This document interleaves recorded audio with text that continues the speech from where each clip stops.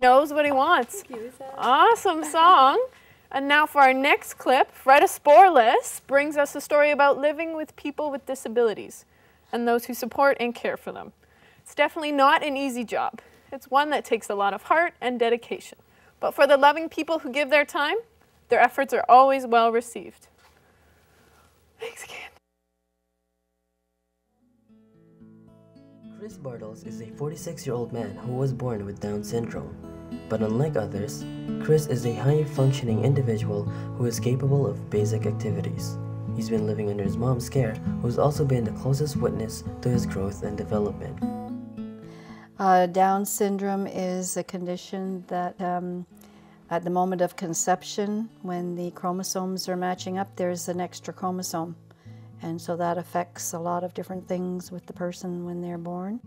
He's outgoing and sociable, and he's very regimented in some things. Things have to be kind of in order, and if he's expecting someone, they better be on time, because he'll stand at the door for hours waiting, and it's difficult to disappoint him. Like if someone says they're going to do something, they need to do it, because he gets very disappointed.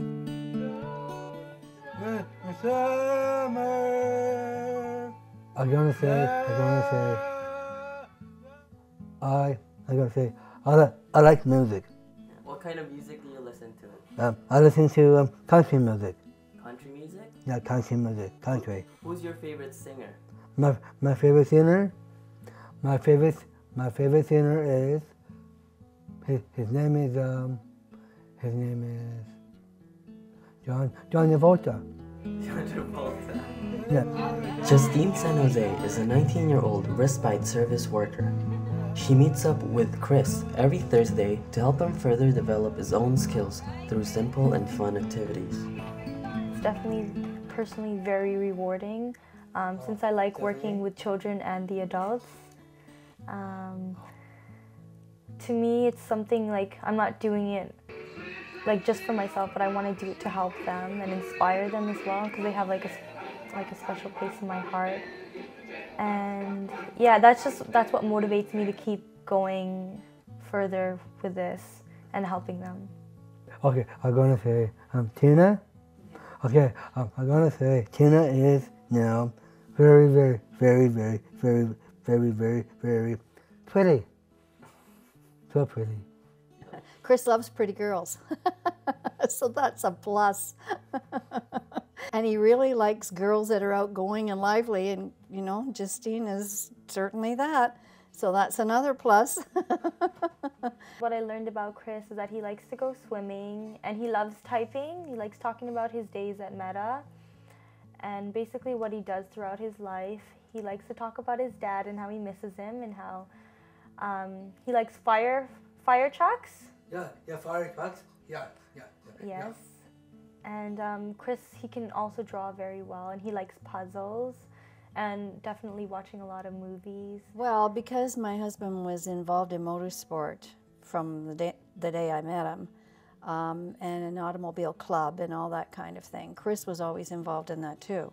So we used to go almost every weekend out to the racetrack, and the boys came along with us, and it just always around racing cars and racing and people who race them, and you know, the car club, and you know, that's how he spent a lot of his social time, and things like fun rallies and all kinds of things like that. So cars. This one here is a Minden. This is way up north. Up north? This is up north. Is this you over there? Which one are you there? That's me right there. Wow. That's me. That's great. And this is over. This right there. My dad. My dad. What place did you come in? Yeah. What place did you come in? What place did you come in? He come in in the 10th place. Oh, wow. 10th. Always in the middle. 10th. Basically, it's just to have a lot of fun with them, like not take things seriously. And although they have like a disability, like that shouldn't be preventing them. You should be focusing on their abilities. Despite Chris's limitations, he's been able to live his life fully and happily. He's traveled to many places around the world, won numerous awards, and most importantly, he doesn't let his condition limit him from doing what he's capable of. Along with the help and support of his loved ones, to Chris, anything is possible. This is Fred Esporlos reporting for the Journal. On a lighter note, we're back with musician Candice Lecca. Now, Candice writes all of her own songs, and her passion is performing live. So stop me from telling the world your life story. Tell me a bit about yourself. A bit about myself. Well, I've been playing the piano since I was 6 years old. After that, I decided that I wanted to learn how to play the guitar. I got the guitar in maybe at grade 7. I started playing around with that, and then I just eventually progressed to writing my own songs, being influenced by things around me, and then eventually started playing shows.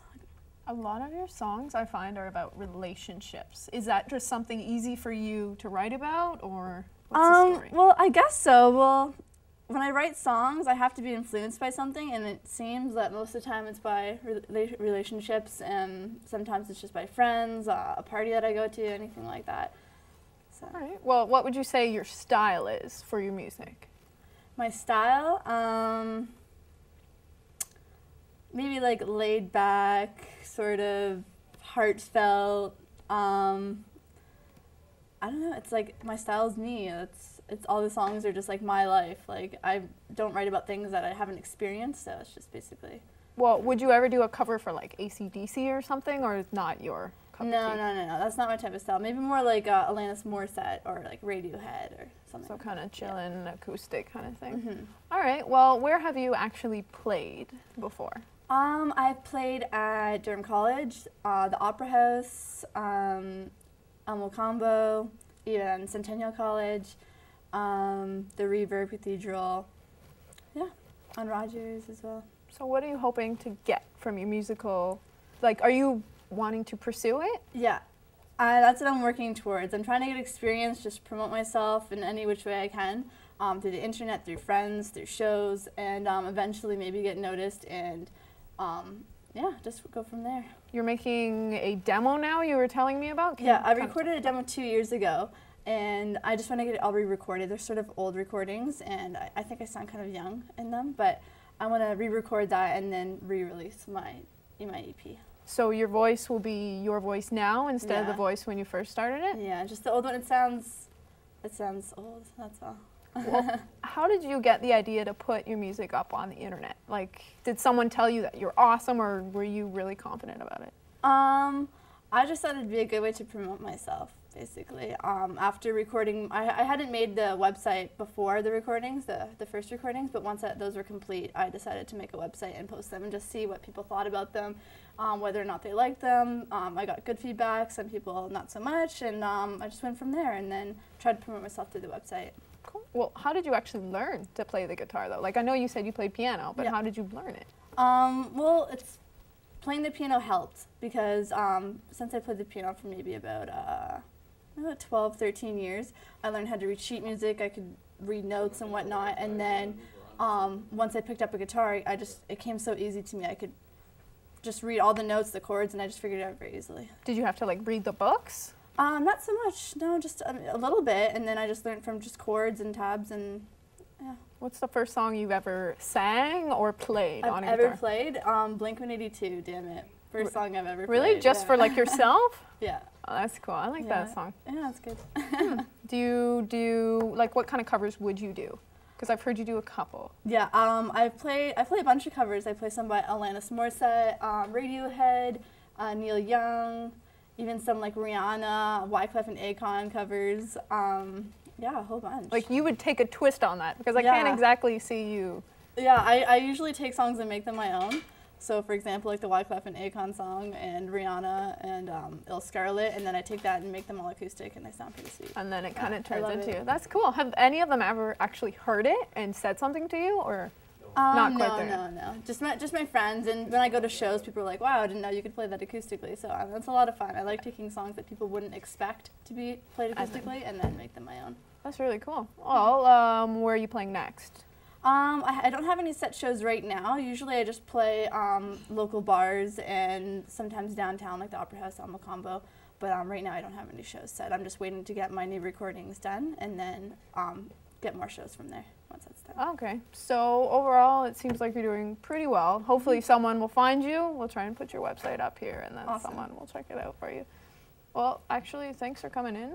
Thank you. It was really great. And you're sticking by later, right? Yes. So you're going to play another song? Sure.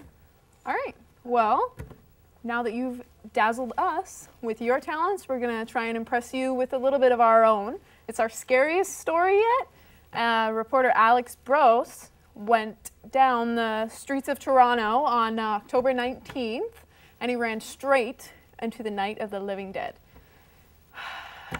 Let's take a look at his piece, Where the Zombies Walk Down Queen Street.